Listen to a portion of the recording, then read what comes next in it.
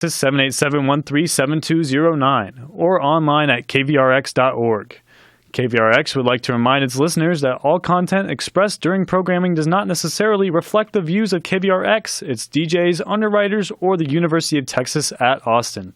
KVRX, your Texas Independent Music Authority. Mark Skoll Jr. here for the third straight week with Mark My Words, a sports talk show that is normally about Chicago sports, but this week I decided to shake it up a bit and talk about NBA All-Star Weekend. Boy, am I excited. Maybe later in the show I'll be talking about Chicago sports again, but for right now, it's NBA talk. All right, so the dunk contest is coming up in a couple weeks, along with the rest of All-Star Weekend. And the four contestants are not really well known. I mean, they have potential to become stars in this league, but they're not well known right now. First, we have Magic guard Victor Oladipo out of Indiana. Brooklyn Nets center Mason Plumlee out of Duke. One of the Bounce brothers from Minnesota, the guard Zach LaVine. And Milwaukee Bucks youngster, the Greek freak Giannis Antetokounmpo. I don't know how to pronounce his name. It's a long one. The rules for this dunk contest are a lot different than last year's. If you guys remember last year's, it was the West versus the East, and I don't really know who won. It was the East who won, but John Wall was crowned champion, but it was the East who won. It was a weird layout, and I'm glad that they changed it back. So here are the rules. If you don't remember them, there'll be 5 judges. No more fan voting, which I think is good. For each dunk, a score from 6 to 10 will be given to each judge, resulting in a maximum score of 50 and a minimum score of 30. So if everyone gives you a 10, you get a 50. If everyone gives you a 6, you get a 30. In the first round, there'll be 2 dunks by each dunker. Each dunker will have the opportunity to complete a dunk 3 times, and if they fail on the 3rd time, they don't have any more opportunities, they'll probably get a 30. And then the 2 dunkers with the highest scores will move on to the final round.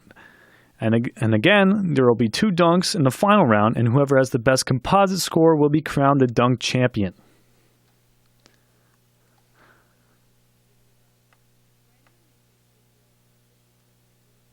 Yes, I think this dunk contest will be very fun to watch, but I don't think it will be as entertaining as it could be.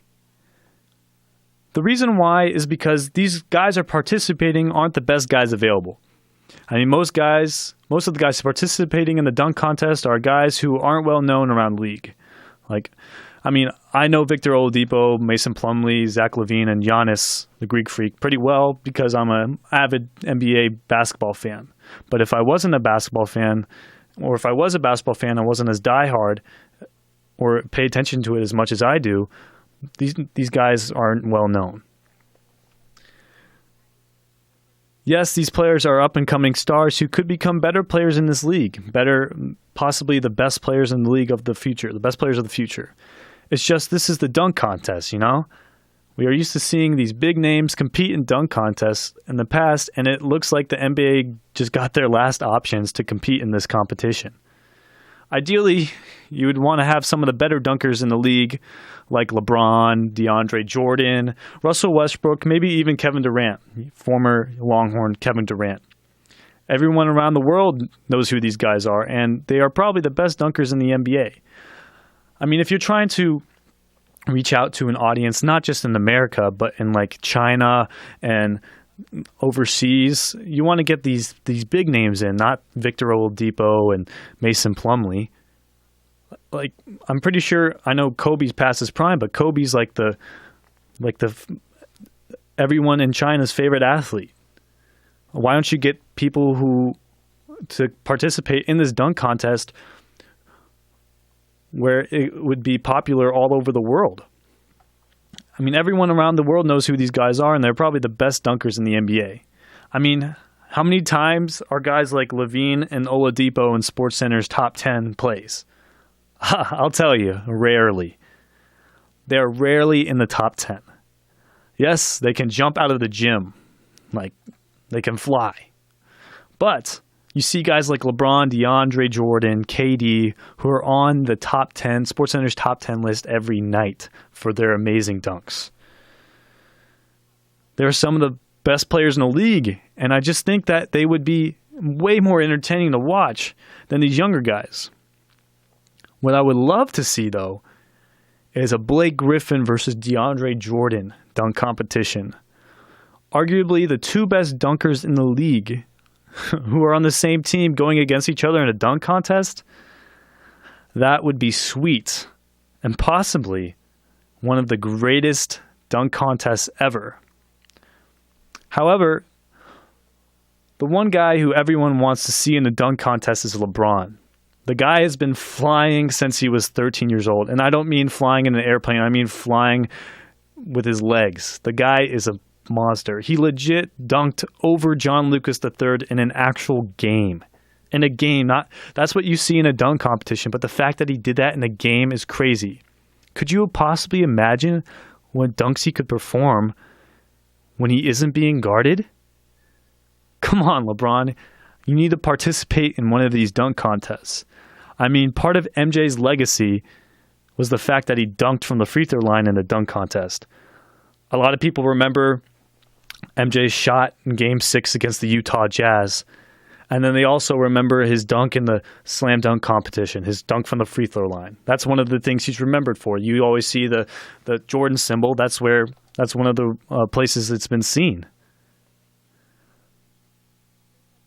I mean, if MJ's legacy, if LeBron wants to match what Jordan has done and match Jordan's legacy, I mean, why don't you throw in the dunk contest in there?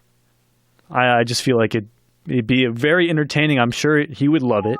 I mean, he does all those exciting dunks in practice all the time. You always see the highlights, and then you saw him in USA practice with all those crazy dunks. But why isn't he doing the game? Or he does in the games. Why doesn't he do it in the dunk contest? I mean, the fans want to see LeBron match up and possibly one up Michael. So why not do it in the dunk contest? That would be awesome. I mean, maybe he doesn't participate in the dunk contest because he knows he will win. Maybe that's one of the reasons why. Or maybe it's because he's scared he's going to lose. I don't know. All I know is that LeBron in a dunk contest would be must-see TV and would generate a ton of publicity, especially since the All-Star Game is in the big city at the greatest arena of all time, Madison Square Garden in NYC. It's in the Big Apple. LeBron, this is the perfect year for you to go out and do the dunk contest. Wow. I just want to see this happen so badly, especially with LeBron still in his prime. I think it'd be great for the league. It'd bring a lot of publicity, not just in the United States, but around the world. And I think LeBron, I don't know if he's ever going to do this now because he's been hurt a lot of this year. You've seen it. Maybe he doesn't have a lot of gas left in the tank. I mean, but I think he should use some of that gas in the tank that's left in the tank for a dunk competition while he still has a good engine. You know what I mean? You know what I'm saying? All right. Now, I'm going to take a quick commercial break, and I'll be back with you shortly. Excuse me, do you know how to get to Maine and Maple? How's that cook? How do you change the ringtone? How much does this cost? Does this bus stop at Elm Street? We ask questions everywhere in life, except... Any questions? No. At the doctor's office. Ask questions. What is this test for? Are there any side effects? Questions lead to better health care. Go to ahrq.gov for a list of 10 questions everyone should know. Questions are the answer. A public service announcement brought to you by the U.S. Department of Health and Human Services and the Ad Council. Almost a billion. You are listening to KVRX 91.7 FM, the official student-run radio station of the University of Texas. We've been on the air since 1994, but not without your help. If you enjoy our station and want to help us continue our great programming, please donate. Or, as a business wishing to receive acknowledgement for your support, underwrite our station. To do so, contact Carter Goss at carter@kvrx.org. Without our listeners' support, we're just a bunch of music freaks with no way to share our love to the world. What I was doing? Shut up. Please don't tell me to shut up. These are basically a bunch of miserable, angry people. That may sound flippant and patronizing in Greece, but not here in the United States. Sean Hannity here. I am pro-life. You are pro-life. We believe that life is... Feel like you're hearing everyone's voice but your own? Don't blame the media. Be the media. Visit the Austin Independent Media Center at austin.indiemedia.org and read, write, produce, and publish your own local news and commentary. And remember, make media, make trouble.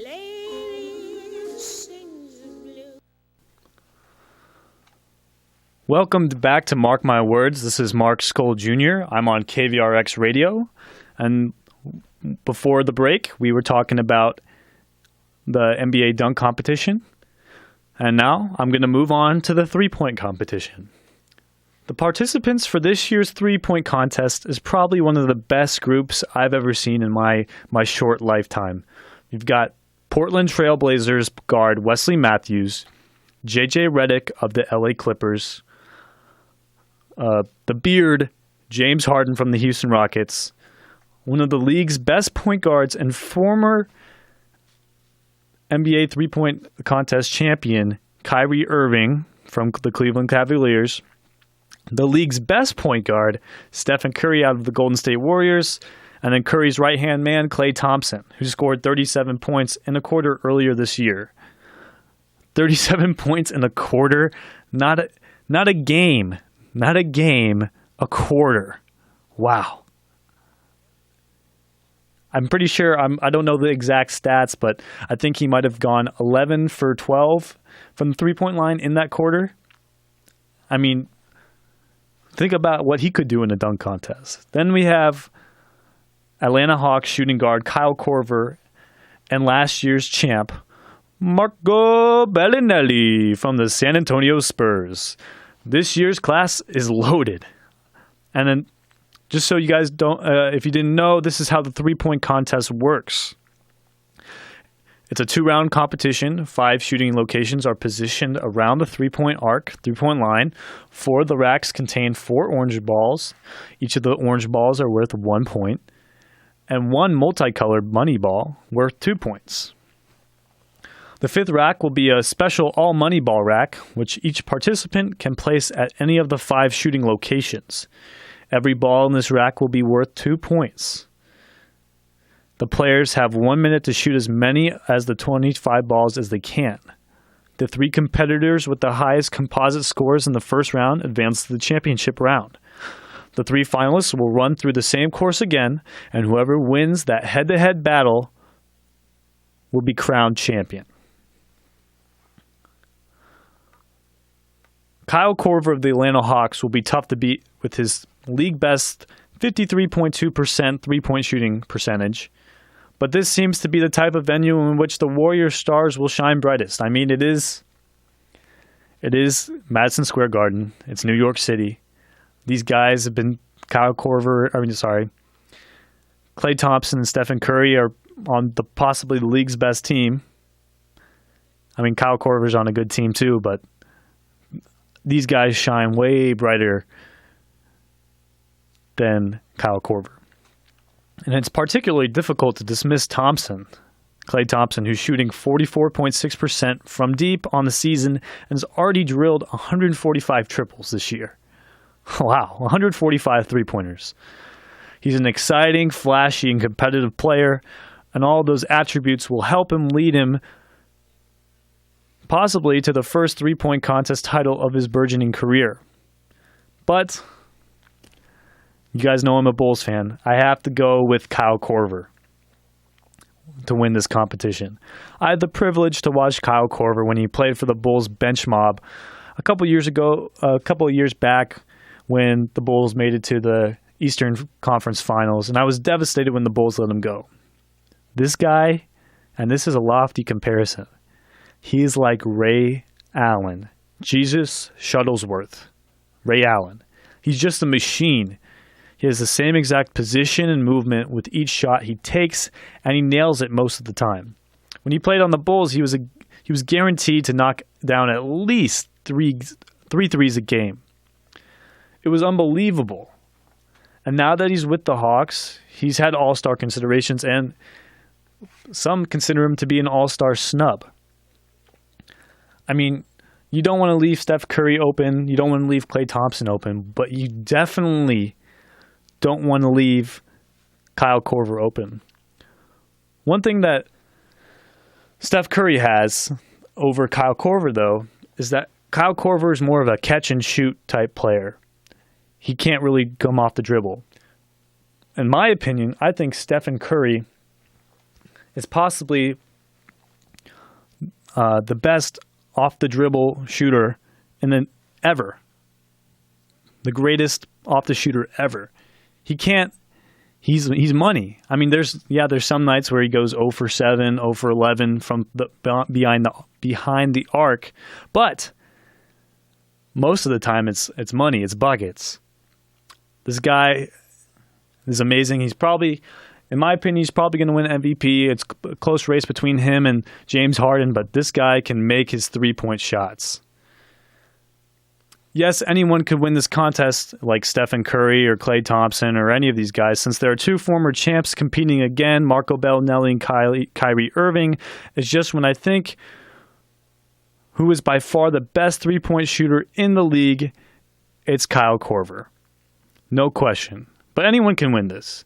This is the best three-point class I've seen in a while, and it could be more exciting than the dunk contest.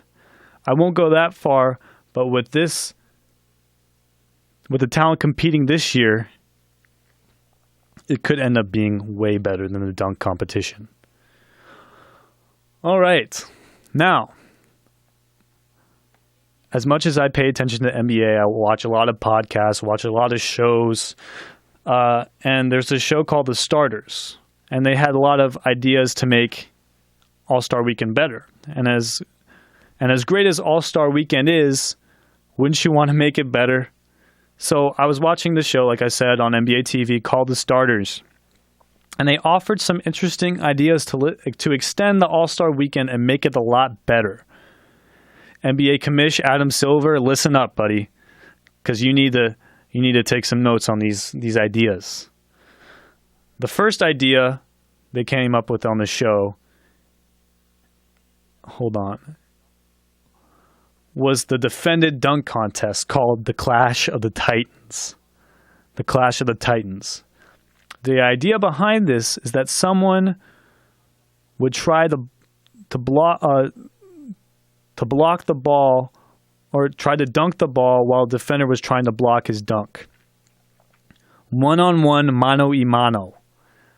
What would be better than that? I honestly think a lot of NBA players would stray away from this idea for two reasons.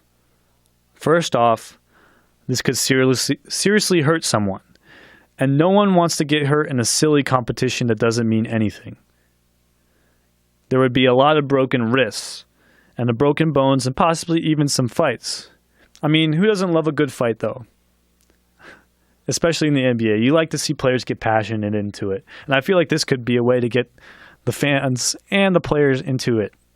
Secondly, and more importantly, as one of the reasons why no one would want to have a Clash of the Titans defended dunk contest competition was because, and more importantly, no one wants to get dunked on.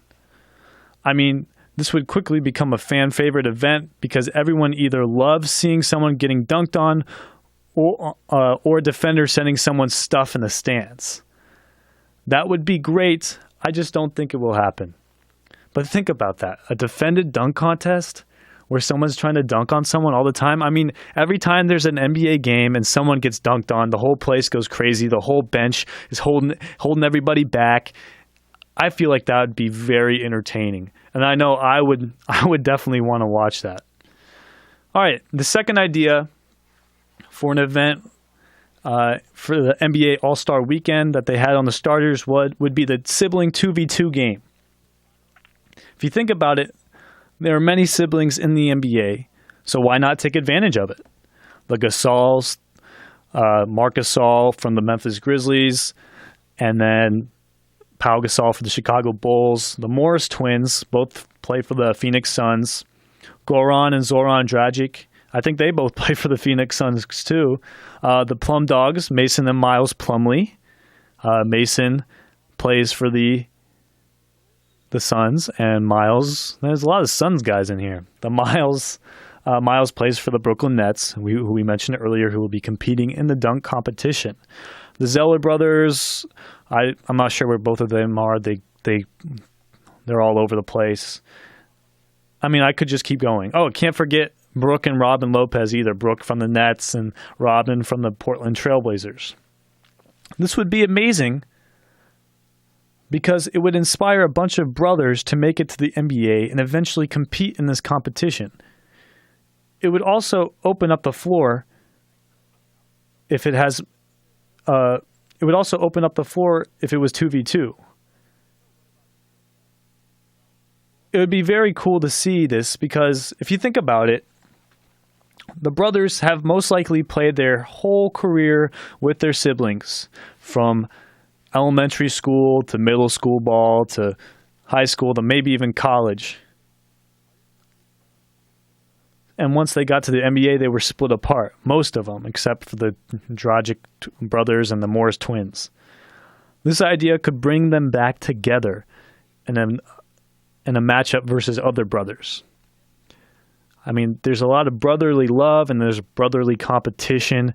I feel like this would be a great idea. I don't think this would be as entertaining as the Clash of the Titans blocking the dunk contest idea, but it would definitely be enjoyable to watch. Maybe we should wait until the Harrison twins from Kentucky declare for the NBA draft before this idea comes, so we could have more of a tournament 2v2 style. I think that would be entertaining. 1st to 5, 2s and 1s. I think that would be entertaining and definitely get some fans watching. Another idea would be the fast break contest. Everybody always argues who is the fastest person in the NBA. And now they would have the opportunity to prove it. The idea would be simple. The fastest person to dribble baseline to baseline twice would win. I mean, there are so many speedsters in the NBA. I'm sure a bunch of them would love to participate and prove who's the fastest. I know when I played high school basketball, everyone's like, oh, I'm faster than you, I'm faster than you. And then we could determine who was faster.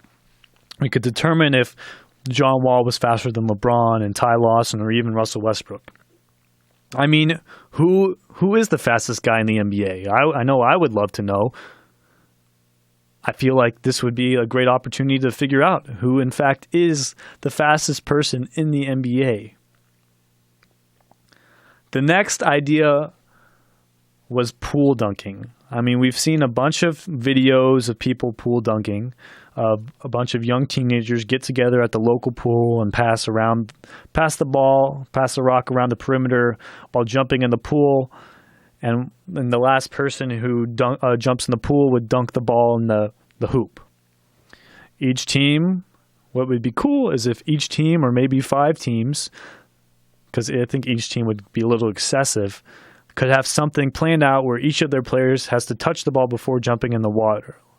I mean, wouldn't you want to see the Clippers, Lob City, do that pool thing that all the little kids are doing? I feel like that'd be pretty cool, and let's make it happen. I mean, it's fun and enjoyable, and it can relate more to younger kids who can't actually dunk in real life. I would personally judge that competition if it actually became a thing. That would be awesome. That'd be cool to see, because you always see these young kids doing these pool videos from launching the ball across the pool, passing it. It just shows camaraderie, and it shows that you really need to work together to achieve a common goal. And I feel like this would be cool, and it would bring in more people to the dunk contest, to All-Star Weekend. All right, next, we have my favorite idea from the show. Besides, I like the Clash of the Titans idea a lot, but this one would be awesome, which is the big man skills competition. We all know of the skills competition, where the league's best athletes have to dribble through some cones, make a couple of baskets, and pass the ball through some loops. Yes, that's entertaining. But what would be even more entertaining would be watching big men run through the course. Everyone always got a kick out of watching Shaq dribble the ball up the floor and take threes in the All-Star game, because he's not going to do that in a real game. And now they could have a whole event dedicated to it. As a former big man myself, big men love to do what the guards do. They always try to do it. The bigs in the NBA love to show off their guard skills. It would be hilarious, and maybe we could discover some hidden talents. A lot of these big men always complain to their coaches that they can handle the ball, and now they would have the chance to prove it. I could see guys like Joakim Noah, Chicago Bulls Joakim Noah, center Tim Duncan from the San Antonio Spurs, center DeMarcus Cousins, Boogie Cousins from the Sacramento Kings, and former high school point guard, current big man for the New Orleans Pelicans, Anthony Davis, participating in a competition like this. Just keep the skill competition, but throw the big guys into it. It's that simple. As entertaining as all of these ideas are, it's very unlikely that Commissioner Adam Silver will indeed approve of these changes or even be listening to my show right now. But one thing's for sure, it would most definitely make the NBA All-Star Weekend a must-watch.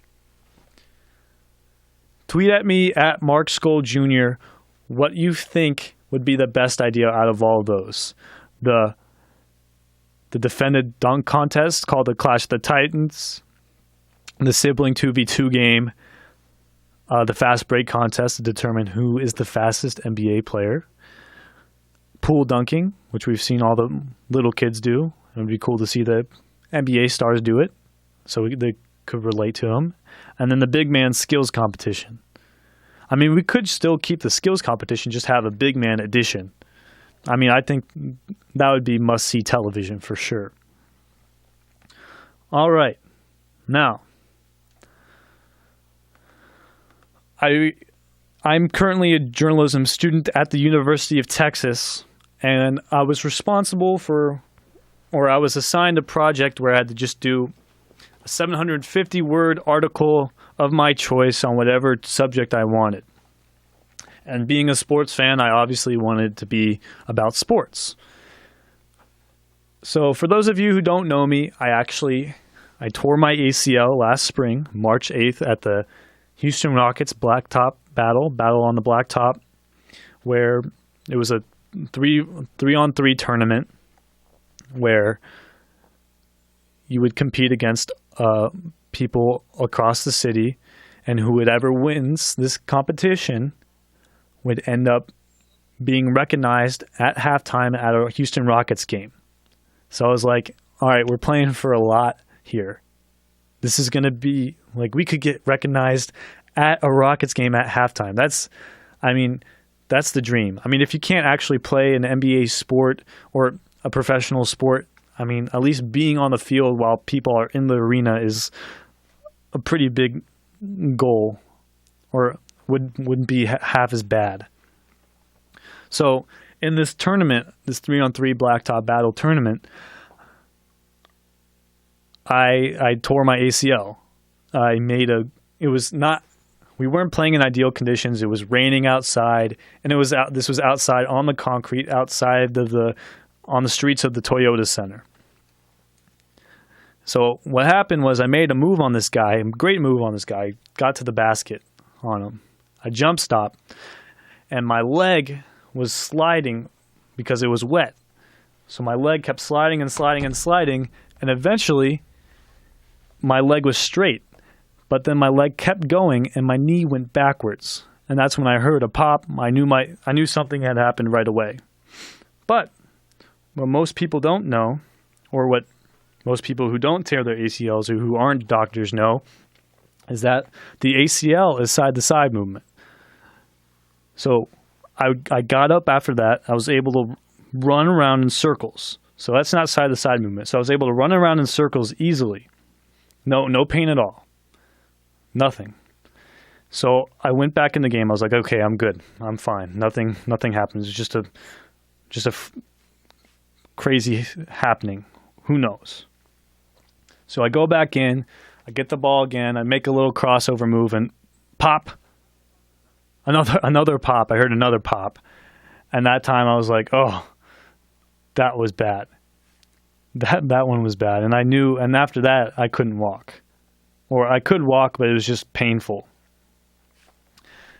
And a lot of people were like, oh, he hurt his ankle, he broke it, he got crossed or something like that. But no, I mean, I kept playing. I tried to keep playing just because I wanted to be recognized at this halftime at a Rockets game.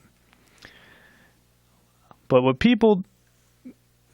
and then I ended up going to the ER and getting tested for ACL, and I didn't have surgery for another month. But the reason why I'm talking about all this ACL stuff is because from my personal experiences with the ACL, I decided to write my article for my journalism class on the ACL injury. And I've noticed lately that ACL injuries have been very common in sports, especially lately. And in professional sports, injuries are always a part of the game. You always see it every week, every game. There's always someone who's getting hurt or sidelined for something. But in recent years, the number of ACL injuries has skyrocketed. Since 1999, ACL tears have increased by more than 11% each year. The ACL tears more frequently more than any other ligament, and there can be as many as 200,000 ACL injuries in the United States each year. The ACL, also known as the anterior cruciate ligament, is one of 4 ligaments that reside in the knee. It connects the underside of the femur to the top of the tibia and is responsible for preventing the tibia from moving in front of the femur and out of the joint. There's a lot of science there for you. All right, an ACL injury can occur in several ways: direct contact or collision, such in a sport like football, slowing down when running, quickly changing direction, or possibly planting the foot in an awkward position, which is what happened to me. Athletes suffer these ACL injuries because humans aren't actually designed to jump and cut. The human body is not designed to jump and cut. The forces created by jumping and leaping in side-to-side fashion tend to harm the ACL by pushing the tibia out of its normal position. And recently we've seen many superstar athletes, tear their ACL, including Minnesota Vikings running back Adrian Peterson, Milwaukee Bucks rookie forward Jabari Parker out of Duke, and Chicago Bulls point guard Derrick Rose, who's well known for tearing ligaments in his knee. And we've also seen many players tear their ACL celebrating. So it's weird. Like, it doesn't always involve contact. It's just awkward positions or with your feet or your legs and planting your foot in a bad spot. I mean, we saw Stephen Tulloch, defensive player for the Detroit Lions, celebrate sacking Aaron Rodgers doing the discount double check, and then the next thing you know, he's on the ground with a torn ACL. I mean, the fact that you can tear your ACL without even like not even in the game, it's crazy. And then you see guys also, another celebration was Lamar Houston after sacking Tom Brady in the game against the Patriots, down 25 points. He does like a little Super Mario hop and he tears his ACL. It's crazy. Honestly, it's crazy how common these ACL injuries are. And as someone who's torn their ACL, and I'm sure people who haven't torn the ACL know that an ACL injury is very devastating, often ending one's season and sometimes even one's career. That being said, Many players have had a full recovery following their ACL surgery, including Adrian Peterson, who won the MVP the season after tearing his ACL, and others are less fortunate. Derrick Rose tore his meniscus, another ligament in the knee, 2 seasons after tearing his ACL. So for this assignment, I was assigned to talk to 3 sources. I had to talk to 3 sources, so I decided to talk to my doctor who did my ACL surgery, my head coach from high school basketball coach, Tommy Penders, and then the doctor was Dr. Kenneth First. And then a friend of mine who I met here at the University of Texas at Austin, who also tore his ACL 3 times. So Dr. Kenneth R. First, the director of sports medicine at Methodist St. John's Hospital in Houston, Texas, has performed hundreds of ACL surgeries. And Dr. First believes that the injury is more common now than 20 years ago because training regimens were not as sophisticated as they are today. And this is a quote from Dr. First.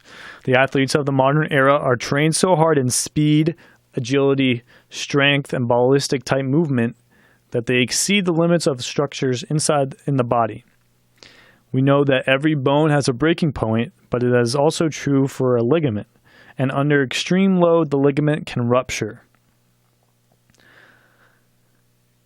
So a lot of it has been on the evolution of the game. That's a lot of the blame for tearing people's ACLs, because people are stronger, they have bigger muscles, and with the bigger muscles and with the stronger and how the game has become stronger, you have to be stronger and faster to play. It puts a lot of force on the body and on places that, and like I said earlier, humans aren't designed to jump and cut.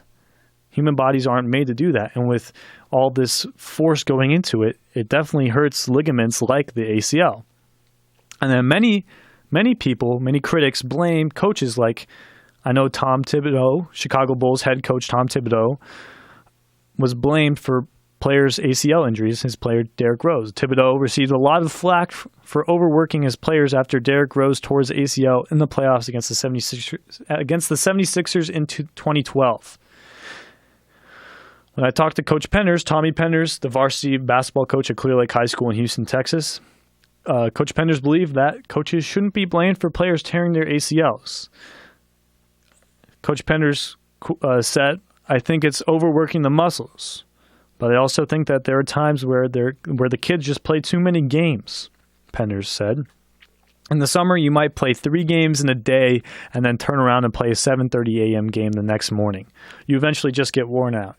From experience, from playing in AAU tournaments every weekend when I was in high school, you definitely get tired. You definitely get worn out. A lot of times you don't stretch because you feel like you just played a game, and you don't need to stretch because you're already warm. You're already ready to go.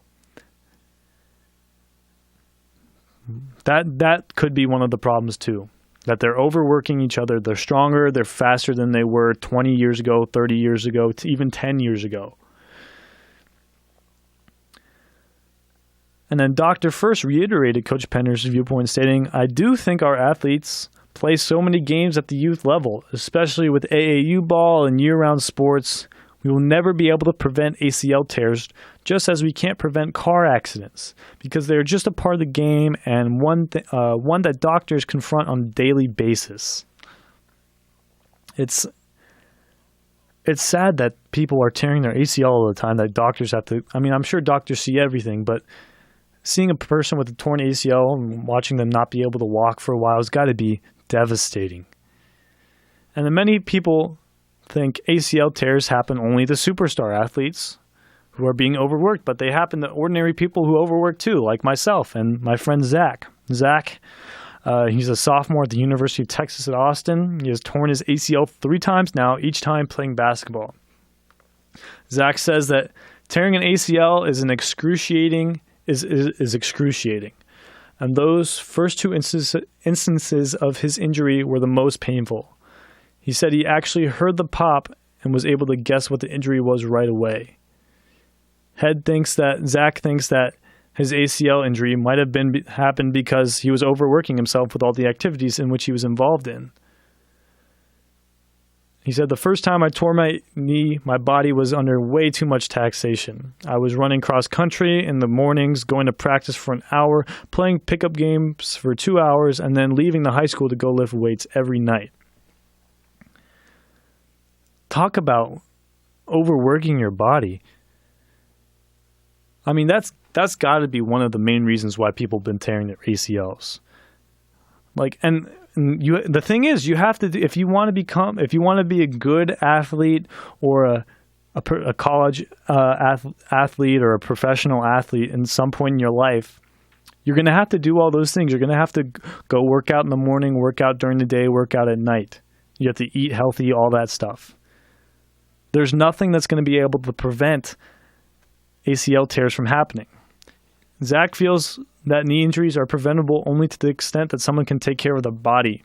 Otherwise, it's a situational injury. The evolution of the intensity in sports and the athleticism of the players have increased exponentially over the years, and perhaps is the cause of why the ACL injury is more common now. Unfortunately, there's nothing that can be done to prevent this horrific injury. It's just part of the game. I talked to Coach Penders, and I asked him, Coach, is there anything you do specifically to limit ACL injuries? Is there actually do you actually say, hey, we're not gonna do this workout, we're gonna do it like this just so I don't prevent these injuries? And he said, well, one thing he did say is he doesn't like doing a lot of heavy reps with squats. He likes to do heavy loads with squats. He likes to do high reps, low weight. But like he said, Coach Penders never had a kid tear their ACL throughout his workout regimens. But I eventually tore my ACL, so he said maybe what he does, it doesn't really matter. Tearing an ACL is a freak accident. Any ACL injury is a freak accident. And the statistics show they are just becoming more prevalent in this day and age. And then Dr. First had said that this ACL injury, is a horrible injury for any athlete and ultimately takes its toll in the knee. We are seeing a lot of arthritic knees in young people who tore their ACL. As a result, I'm seeing more and more patients between the ages of 40 and 50 who need knee replacements, and that is sad. It is sad. It is sad to see all these people. And the thing is, once they tear their ACL, they want to go back to the game so badly. I know when I tore my ACL, even when I tore my ACL, I wanted to play with a torn ACL just so I could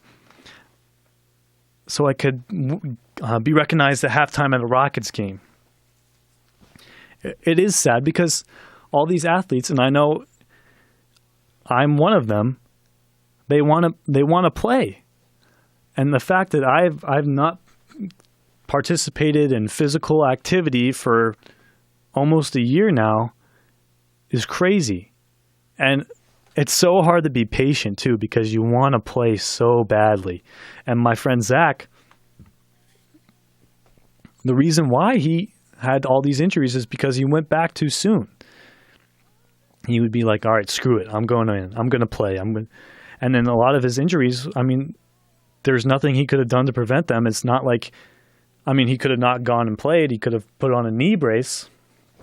But how much will a knee brace actually help? And then once you tear an ACL, you have a better chance of tearing it again. Like you see Derrick Rose.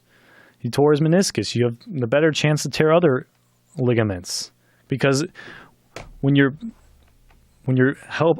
bracing your other knee or your other leg, your leg that's been hurt, you put more weight and force into your other leg, and that could possibly tear your other ACL. It's tough, man, and it's hard to see these. And every time now I see people go down with these ACLs, injuries, I know what they're going through, because it's a long recovery process. And me as a student who's always working and doing radio shows, I don't have time to go out and work out like all these athletes do, who are always working out their bodies. That's their job. My job is to be a student. So I don't have time to go work out. So obviously the recovery process is going to be longer for me. But for them, it's going to be shorter because they're working out their body. But when you're working out your body so much, it could hurt it. And then I remember Dr. First told me after I tore my ACL, he said, yeah, you can probably play during college, but after that, you're probably never going to be able to play sports again if you don't want to have knee problems. And I know I see all these older people, these older generations with canes and walking devices and stuff like that, or wheelchairs. And I know I don't want to be like that when I'm older. I want to be able to walk. So it's tough.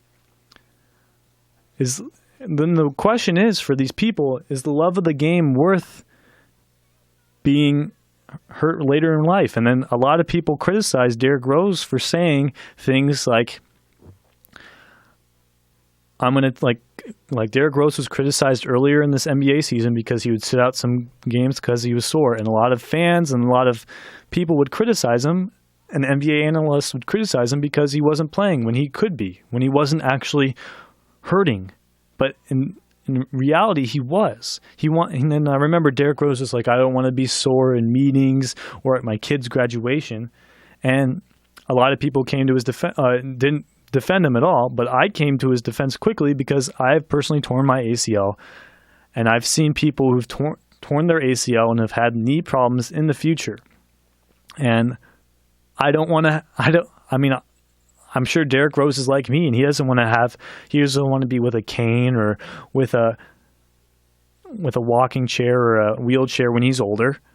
I'm sure he wants to be able to walk to his kid's graduation or go to meetings walking in, not being pushed in or rolled in.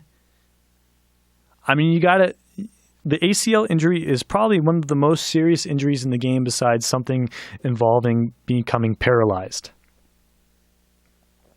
So it's got to be, it's up there with all those. It's up there with the most gruesome injuries. It's tough, you got to give respect to people like Derrick Rose who are saying these things and are being blasted by the media and the fans for not playing, because Derrick Rose knows his body. People who've torn their ACL know their body. They know when to come back. And the people who've torn their ACL some people don't know their body because some people go back too soon when they shouldn't. A lot of times you need to listen to the doctor, and that's what Derrick Rose has been doing. That's what I've been doing, because ultimately the doctor knows what's best for you, and they really care about you. They really want you to be well. And like Dr. First said, he said he's seeing a lot of arthritic knees and young people who have torn their ACL, and he said he's seeing more and more patients between the ages of 40 and 50 who need knee replacement, and it's sad. I mean, you shouldn't be getting a knee replacement between the ages of 40 and 50. Maybe when you're like 60 and 70, but still, do you want to have, I mean, you're always going to see kids at, sorry, I got a text from Reese, and he said that I'm sending him to break for their high school game at 8 o'clock, not 7:50, so you'll have me for an extra 10 minutes, which is great. Thank you, Reese, for texting in and letting me know. But it's tough, man. Like these ACL injuries, you got to give these guys respect. You got to let them take all the time they need to come back. I mean, a lot of people will be like, "Oh, they're here. We are paying them money to play basketball." But I mean, as a Chicago sports fan, I know as much as I care about the team doing well, and I also care about the people. I want them to have, or the people who play for the team, I want them to live their lives well, live successfully, make good choices. I mean, I've seen people for Chicago teams make horrible choices, like Sam Hurd, who was a drug dealer, probably the biggest drug dealer in the city of Chicago.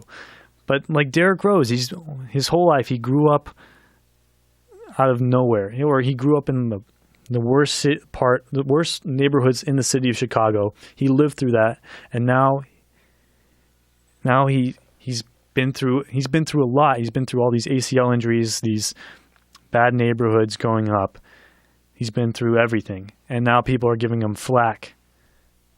You got to give him the credit. You got to give him the respect, because he wants to win.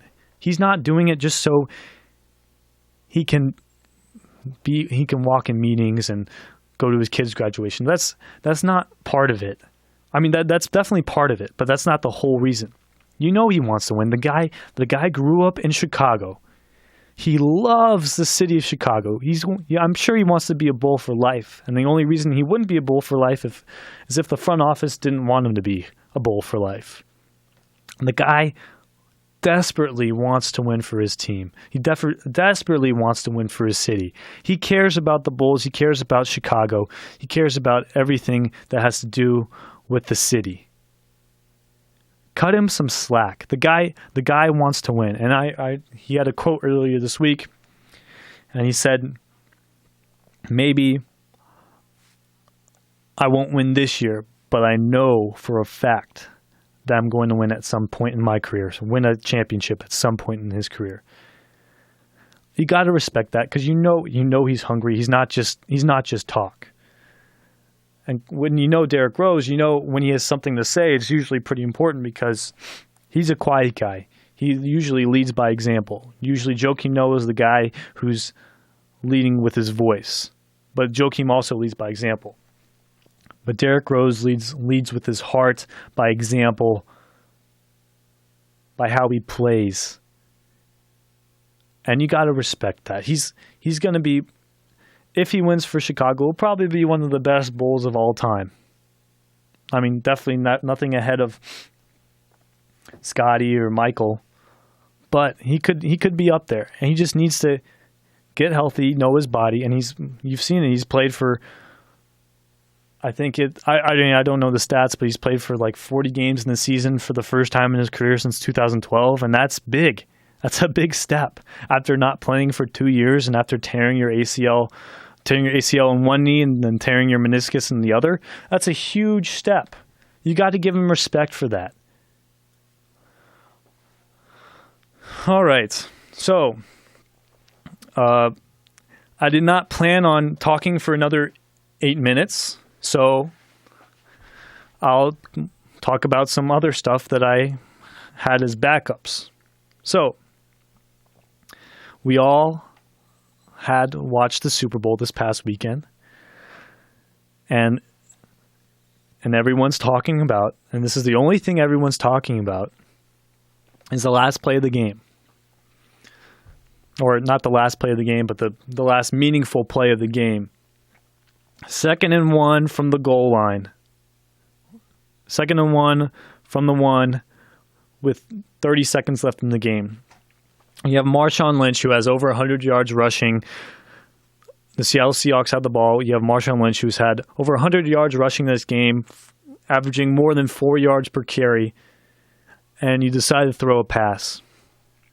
Pete Carroll explained himself pretty well, saying that, we had it planned out, that we didn't want them to have any time with the ball, but you have a chance to win the Super Bowl, and you have Marshawn Lynch as your running back from the 1. And I know everyone's saying, Marshawn Lynch had 5 opportunities this season to rush the ball in from the 1, and he only brought in 1 to the house. But he was tearing up this New England defense that night. You have 3 opportunities to give him the ball from the 1. Why do you throw the ball with Russell Wilson? Yes, Russell Wilson's a good quarterback. He's a great person, an even better person. But you have Marshawn Lynch, beast mode, Money Lynch, with the ball on the 1. And he just rushed for 4 yards the previous play. I know he would have punched it in. I know he definitely would have punched it in on 2nd and goal. And if he didn't, he would have gone on 3rd and goal or maybe even 4th and goal. And you had 1 timeout left too. You could have had time for 2 plays and then the last play. You could have wasted time just like that. And even if you did get the touchdown right away, do you think Tom Brady could score in 30 seconds against the Legion of Boom? Even an injured Legion of Boom. Could Tom Brady score against an injured Legion of Boom? LOB. No way. Tom Brady is good, but he's not that good. He couldn't go 80 yards in 30 seconds against the Legion of Boom. I know, the Seahawks did against the New England defense earlier in that game, but with the momentum of just scoring a touchdown against the Patriots defense, and with the Patriots fans and the Patriots team probably in doubt, because you saw Tom Brady with his hands on his head. He's like nervous, all ready for the game to be over. He's going to lose his third straight Super Bowl on a silly catch.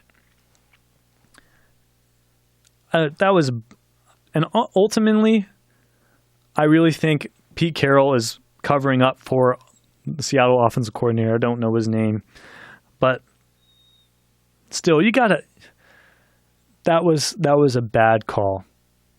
There's no way, if they would have scored, they would have had 26 seconds left. There's no way Tom Brady could have marched down the field in 26 seconds against the Legion of Boom. Even though Richard Sherman was out, Earl Thomas was out, or Earl Thomas was injured, and then Lane was out. All these guys were injured. There's no way they would have let him score. With all that testosterone going, with all that energy going, there's no way Seattle would have let them score.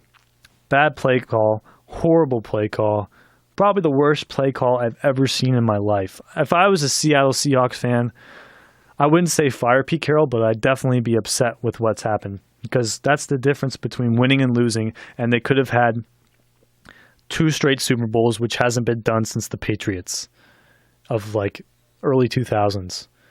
They had their opportunity, and they blew it. And Russell Wilson, he could have completed that pass, but you're throwing a quick slant to a Lockett, a guy who's not even a dependable wide receiver. I mean, if I was to throw it to anyone, it would have been Baldwin or Curse, maybe Luke Wilson, but Lockett? No. Why? Bad, horrible play call. Horrible. But what was good about that play was Malcolm Butler. Malcolm Butler was the player who intercepted that ball on the goal line and gave Tom Brady his 4th Super Bowl, his 3rd Super Bowl MVP. And then Tom Brady rewarded Malcolm Butler by giving him the MVP car. But what's unfortunate for Malcolm Butler is that he'll have to pay taxes on the car. He'll have to pay a lot of taxes on the car. I'm just reading this article on ESPN.com. And then after the game, I can kind of understand why the Seattle fans were upset with the call, or the Seattle players were upset with I'm sure they were upset. I know Marshawn Lynch is definitely upset, but when the fight started after on the kneel down, I like that, because it showed that the Seahawks knew that they were going to win it and that they blew it. And it showed that they knew they blew it and that they deserved it. And they just wanted to release some of their anger out on the Patriots, because they knew deep down that the Patriots did not deserve this game. Seattle had that game won. And they should have won that game. I mean, before that, they shouldn't have let New England back in this game. Seattle played that whole game like they were the Super Bowl champs, that they were back-to-back champs. They deserved that game. They were definitely the better team. They came out to play. They just made one stupid call that screwed up the whole thing for them. Screwed up the back-to-back champs, screwed up someone winning MVP. And I'm sure Russell Wilson will still get paid the amount of money he's still going to get paid, or the huge amount of money he's going to be paid in the offseason. But still, it's sad to see. And I didn't care who won. I'm a Bears fan. It didn't matter to me. I mean, if the Patriots won, Tom Brady won, it's great to see a guy like Tom Brady succeed in the NFL. And it's great to see a team go win the Super Bowl 2 years in a row. All right, so that's my time. Thanks for tuning in. I'll be with Jeff Barker on Tuesday night covering some high school basketball. And now here is Brooks and Reese on the call with Lake Travis basketball. Good night.